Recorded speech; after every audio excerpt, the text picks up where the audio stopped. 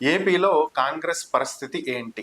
So, దీనికి one word answer ఎవరైనా చెప్తారేంటంటే already Congress party చచ్చిపోయింది. సో, ఎందుకని అంటే 2014 రాష్ట్ర విభజన సమయంలో కాంగ్రెస్ పార్టీ వ్యవహరించినటువంటి తీరు, ఈ రాష్ట్రాన్ని విడగొట్టడానికి, ఈ రాష్ట్రానికి సంబంధం లేనటువంటి ఇతర రాష్ట్రాలకు చెందినటువంటి వ్యక్తులను కమిటీ వేసి వాళ్ళు ఇచ్చినటువంటి సూచనల మేరకు పార్లమెంటు తలుపులు మూసి, కెమెరాలు ఆఫ్ చేసి, లైవ్ టెలికాస్ట్ జరగనివ్వకుండా చేసి, పెప్పర్ స్ప్రేలు ప్రెస్ చేసి, అలానే ఏపీకి చెందినటువంటి ఎంపీలకు ఓటు హక్కు లేకుండా చేసి, మాట్లాడేటువంటి అవకాశం లేకుండా చేసి, వన్ సైడెడ్గా రాష్ట్రాన్ని విడగొట్టి ఆ ప్రతులని హడావిడిగా స్పెషల్ ఫ్లైట్లో ఏపీకి పంపించి అసెంబ్లీలో తీర్మానం చేసి రాష్ట్రాన్ని విడగొట్టినటువంటి పరిస్థితి.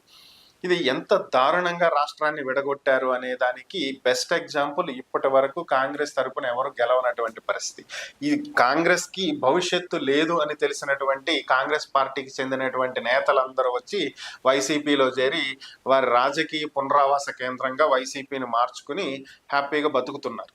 సో కనిపిస్తున్నటువంటి అంశం ఇది. ఈ వ్యాఖ్యలు కొంతమందిని బాధ పెట్టొచ్చు, కానీ ఇదే వాస్తవం. అయితే కాంగ్రెస్ పార్టీకి పునర్వైభవం వచ్చిద్ది అని చెప్పి చాలా మంది ఆశపడుతున్నారు. బట్ అది సమీప భవిష్యత్తులో జరగదు. అందులో ముఖ్యమైనటువంటి పాత్ర పోషిస్తుంది షర్మిల. ఇప్పుడు ఏంటి అంటే, షర్మిల గారు ఏపీ పిసిసి చీఫ్ గా ఉన్నారు, కానీ సొంత పార్టీ నేతలు ఇప్పుడు ఆమెను వద్దు అంటున్నారంట. బేసిక్ గా వైఎస్ఆర్ గారి చరిష్మా కాంగ్రెస్ పార్టీకి కలిసి వచ్చి, ఆమె వైఎస్ఆర్ గారి కూతురు కాబట్టి ఏదైనా అవకాశం ఉంటుంది అనేటువంటి ఉద్దేశంతో చాలా గట్టిగానే కాంగ్రెస్ పార్టీ ప్లాన్ చేసింది. కానీ షర్మిల గారు వచ్చిన దగ్గర నుంచి ఆమె ఒక పర్సనల్ అజెండాతో వెళ్తూ, వ్యక్తిగతమైనటువంటి విమర్శలు చేస్తూ, కంప్లీట్గా ఏది జరిగినా జగన్మోహన్ రెడ్డినే టార్గెట్ చేస్తూ వెళ్తుంది తప్ప, ఇప్పటి వరకు జరిగినటువంటి సంఘటనలో 2 ఏళ్ళు కావస్తుంది ప్రభుత్వం ఏర్పడి, ఈ 2 ఏళ్లలో కనీసం ఒక్కసారైనా సరే ప్రభుత్వం తీసుకుంటున్నటువంటి నిర్ణయాలను కానీ, ప్రభుత్వం తీసుకుంటున్నటువంటి చర్యలను కానీ, వేటిని కూడా ఇది తప్పు, ఇది రైటు అని చెప్పి మాట్లాడినటువంటి సందర్భాలు లేవు. సో ప్రభుత్వం ఆమెకు అవసరం లేదు, ప్రజలు ఆమెకు అవసరం లేదు. ఆమెకు కావాల్సింది, ఆమె వన్ థింగ్ ముందుకెళ్తుంది ఏంటంటే పర్సనల్ ఎజెండా. ఏం చేసినా జగన్మోహన్ రెడ్డిని టార్గెట్ చేయాలి, తిట్టాలి, విమర్శించాలి, ఇదే ఆ అజెండా. సో ఆ అజెండాతోటే ఆమె ముందుకు వెళ్తుంది. బెస్ట్ ఎగ్జాంపుల్ మనం చాలా చూడొచ్చు. గడిచినటువంటి వ్యవసాయ పనుల టైంలో యూరియా దొరక్క రైతులు క్యూ లైన్లో నుంచున్నటువంటి పరిస్థితి. అటువంటి సమయంలో కూడా ప్రభుత్వాన్ని ఆమె విమర్శించినటువంటి దాఖలాలు లేవు. గత ఏడాది మామిడి రైతులు ఇబ్బందులు పడినటువంటి పరిస్థితులు చూసాం మనం. ఆ సమయంలోనూ ఆమె ప్రభుత్వాన్ని ప్రశ్నించినటువంటి సందర్భాలు లేవు.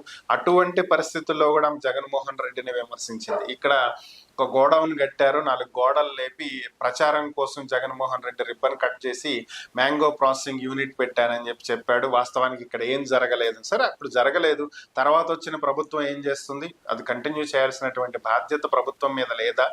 సో ఒకవేళ ప్రస్తుతం ఉన్నటువంటి అది ఒక్కటే యూనిట్టా? ఇంకా రాష్ట్రంలో వేరే ఏం లేవా? అంతా అక్కడే సేల్ అవుతుందా మామిడి? ఎందుకు దీని మీద చర్యలు తీసుకోవట్లేదు? సో దీన్ని ప్రశ్నించేటువంటి బాధ్యత షర్మిల గారికి లేదు. సో ఇలా చూసుకుంటూ పోతే, మాట్లాడుకుంటూ పోతే ఎన్నెన్నో. సో ప్రతి అంశంలోనూ ప్రభుత్వం ముందు సమస్యలు వచ్చిన ప్రతిసారి ఆమె జగన్మోహన్ రెడ్డి వైపే వేలు చూపించారు తప్ప, ప్రభుత్వం వైపు వేలు చూపించి ఇది తప్పు అని చెప్పి ప్రజల తరపున నిలబడి పోరాడినటువంటి సందర్భాలు లేవు, దాఖలాలు లేవు. దీంతో ఇదే పరిస్థితి కొనసాగితే ఇక ఈ జన్మలో ఇంకో 100 ఏళ్ళైనా సరే కాంగ్రెస్ పార్టీ ఒక్క సీటు కూడా ఏపీలో గెలిచేటువంటి పరిస్థితి ఉండదు.